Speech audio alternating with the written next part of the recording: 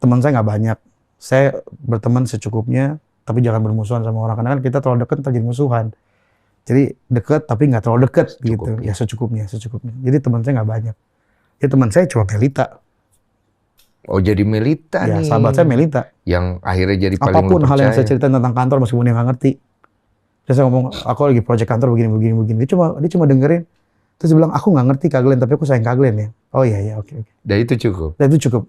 At least ada orang yang dengerin saya kadang-kadang saya tahu jawaban, tapi saya butuh orang dengerin aja.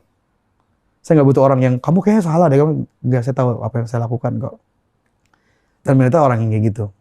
Kita kalau lagi ngobrol pun, tiba-tiba saya lagi ngomong, Melita ngomong, sorry aku motong. Dia orang yang kayak gitu. Dan orang yang nggak pernah takut untuk minta maaf.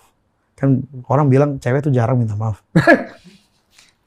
Iya lagi, iya lagi. Iya nggak sih? Melita nggak gitu. Jadi ada banyak kecocokan yang udah nggak perlu ada nilai-nilai kehidupan yang saya pegang. Iya. Kita dia pegang juga gitu. Iya. Jadi banyak hal yang sepadan lah ya. Iya, sampai akhirnya saya sadar pasangan itu lebih baik kita cari cerminan diri kita.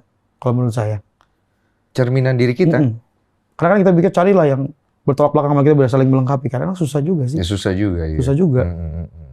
Bisa ibaratnya saya bangun pagi kerja, dia bangunnya malam gitu karena keluar malam gitu ya, beda. Berarti lu cocok banget berarti ya? Iya enaknya gitu. Wah itu yang paling gak enak gitu. Ya, Aduh, so sorry bro. Bahkan caranya keluarga mengasihi Melita, cara keluarga saya mengasihi saya itu mirip. Jadi kami bertumbuh di dalam keluarga yang mirip. Gitu. Jadi kita kalau mungkin dulu Melita berpikir kayaknya nggak ada yang mau pacaran sama dia karena ada jam malam begini strict banget merasa saya. Iya. Tapi kalau pas jalan sama saya merasa ya nggak apa-apa juga. Saya happy dengan itu. Lu oke gitu. Oke, saya malah nyaman. Malah dia bingung. Iya, daripada saya harus pulang kantor, kita jalan lagi nonton lagi, malam lagi pulang, saya nyetir lagi sampai malam. Malah nggak suka. Iya. Kayak udah lewat lah gitu, kayaknya lebih baik. Cocok banget. Hal terindah yang berbekas with her apa? Momen indahnya, saya kan di gereja tuh selain pembicara kan saya juga worship leader. Saya WL gitu. Kita kalau lagi datang ke rumahnya Melita, kadang-kadang Melita buka piano, dia main, kita sambil penyembahan bareng. Papa mamanya lewat-lewat atau dengerin sambil duduk, sambil dengerin. Dan kita enjoy dengan itu. Enak aja gitu ya? Enak. Saya berpikir langsung, ntar saya kalau punya rumah, tinggal bareng dia, enak ya berarti kita bisa penyembahan bareng gitu. Oke. Makin ini gue. Makin, I'm really sorry you have to tell this story lagi ya. Tapi sampai di titik sekarang ini, apa hal yang akhirnya lu udah mulai bisa cerna dari semua ini dengan lu bisa cerita? Dengan cerita seperti ini is helping you or no? Saya nggak tahu ya, kalau sejalanin hidup sih masih bisa tetap fokus. Saya tetap, hari ini hari pertama saya masuk kantor. Setiap malam sulit buat saya. Masih ya? Masih. Kayaknya malam kemarin itu malam terberat saya kayaknya. Saya nggak pernah ngerasain saya kangen sama orang, saya sampai nyesek. Saking saya kangen malam kemarin. Semalam. Ada. Iya, selama 1 minggu setelah berpulangnya Melita, saya masih bisa tidur dengan tenang. Pas kesini sih saya baru menyadar, ya real ya Melita udah nggak ada. Iya tahu, paham. Saya kayak baru sadar. Iya, kayak baru. Iya. Beberapa lagunya baru rilis. Sini langsung. 2 lagu. Saya baru sadar. Ini lagu terakhir ya. Saya nggak akan dengar suaranya lagi ya. Saya nggak akan dengar lagi ya. Nggak akan lihat lagi. Itu aja kita takut. Itu gimana lu? Lu nyanyi, lu doa, lu nangis. Saya mau ungkapin rasa kangen saya, tapi saya tahu Melita nggak bisa dengar apa yang saya doain. Iya. Logika kita kan gitu ya. Doa. Saya nangis semalam, nangis sampai senyesek, sampai saya kayak nendang-nendang ranjang saking saya sakit. Aduh, gue pernah lagi.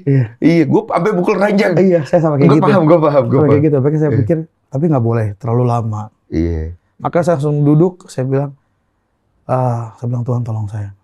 Saya nggak bisa ngomong apa-apa lagi, saya cuma bilang Tuhan tolong saya. Karena tiap malam kita video callan, kita teleponan, kita doa bareng tiap malam, kita penyembahan tiap malam, kita baca firman tiap malam. Tiba-tiba nggak ada. Tanpa say goodbye, tanpa pamit. Paham gue.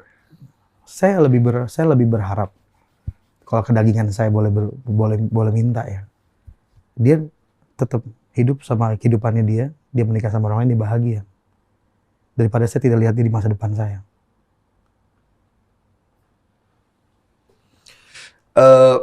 Gue penasaran pas lu taruh cincin yang gue lihat di foto itu ya. Nah, ya. Kalau gue ngebayangin tuh tadi pas gue lihat, ini hancur banget sih ini perasaan nih pas naruh nih. Aku sama di rumah duka aku gak nangis. Nggak nangis itu? Kok bisa lu nggak nangis ya? Karena saya tahu saya orang luar. Saya nggak boleh terlihat lebih sedih dibanding orang tuanya. Saya berasa kayak apaan sih lebay banget. Saya takut mikir gitu. Oh, lu maksudnya Berusaha untuk nggak mau kelihatan menambah ya. beban. Nggak mau. Oh. Di malam kedua pas malam penghiburan mamanya panggil saya ke kamar. Mamanya. Terus bilang, Glenn sini duduk depan mamanya. Dia pegang pipi saya kanan kiri. Dia balikin cincinnya. Oh, abis lu taruh dibalikin cincinnya? Sebelum saya taruh itu kan ada di rumah. Oh, udah di rumah ya? Dia ambil. Oh, Dia minta tolong oke. Ini cincin saudaranya itu ambil. ya? Terus dia bilang, Tante sama Om gak pernah nolak Glenn. Kami anggap Glenn sebagai anak. Tapi Tuhan punya rencana lain. Jadi cincinnya dikembalikan. Oh, dikasih ke lu? Dikasih ke saya. Saya nangis di situ. Saya nggak bisa tahan, saya nangis di situ. Saya baru sadar itu real. Iya, ya kita nggak bisa sama-sama ya. Gitu. Dan saya bilang, saya minta izin ya, Pak, Ma, saya bilang. Saya taruh ini di Petinya? petinya. Jadi pergi bersama peti itu? Iya. Saya taruh di jari kelincinya. Oh, lu masukin. Gue cengeng banget ya dengernya ya. Sebenarnya nangis gak tuh pas lu taruh? Ya iya. Masukin deh. Ada ngomong sesuatu nggak lu?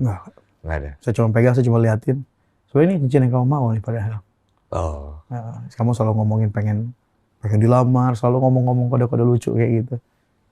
Tapi akhirnya ya saya minta izin, papanya juga nggak mengizinkan.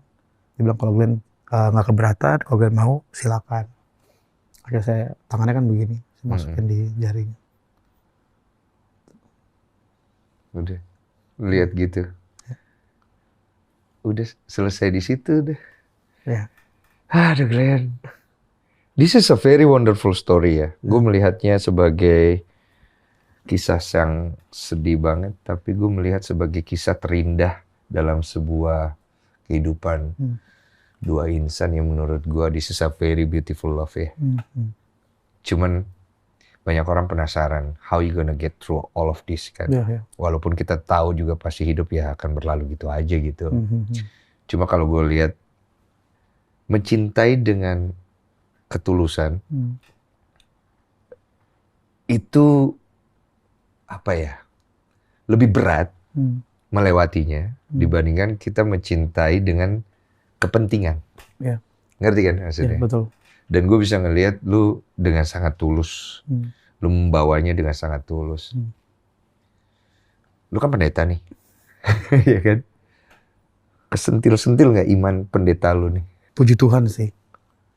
Kalau mengganggu keimanan sih nggak sama sekali sih. Enggak. Tapi benar-benar merasa kayak clueless, merasa kayak nggak tahu lagi besok harus ngapain, itu berasa banget. Tapi saya nggak pernah berani untuk bilang marah sama Tuhan ya. Karena mungkinlah kita anggap satu hal itu saya tidak dapatkan. Menikah sampai seumur hidup saya sama Melita, nggak saya dapatkan. Tapi kalau saya lihat lagi ke belakang, ada banyak jutaan kebaikan Tuhan yang udah saya terima. Apakah saya layak untuk komplain satu yang saya nggak dapatin gitu. Itu yang membuat saya nggak berani untuk ngomong gitu. Saya sedih, saya kecewa. Saya marah, tapi nggak berani saya sebut. Saya percaya Tuhan punya rancangan yang indah, jauh lebih dari apa yang saya rencanakan. Saya percaya meskipun saya nggak tahu gimana caranya, meskipun apa yang udah Melita taruh dalam hati saya membuat saya punya standar yang tinggi sama pasangan hidup. Tapi tidak ada yang mustahil. Tapi tidak ada yang mustahil. Maka jadilah seperti iman. Amin. Amin. Thank you banget loh. That is a very wonderful statement. Karena tidak mudah bagi setiap orang melewati masa-masa itu sembari mengatakan apa yang lu katakan. Oke. Karena saya percaya apapun yang saya punya hari ini bukan punya saya. Mungkin itu pelajaran lah. Waktu saat saya sama Melita, mungkin saya pegangnya gini. Saya beranggapan saya nggak mau kehilangan Melita dengan segala cara saya. Tapi Tuhan tahu yang terbaik buat saya kan. Kita kan harus loose hand kan sama Tuhan. Dan itu yang paling berat. Ya, kapanpun Tuhan mau ambil ya bukan punya saya. Kapanpun Tuhan mau berikan ya memang itu dari Tuhan. That is the hardest part. Rasa memiliki itu seperti ini memang sih. Dan melepaskannya itu yang paling susah. Makanya banyak yang bilang kalau berdoa tuh kenapa tangan kita begini? Karena kita berserah diri.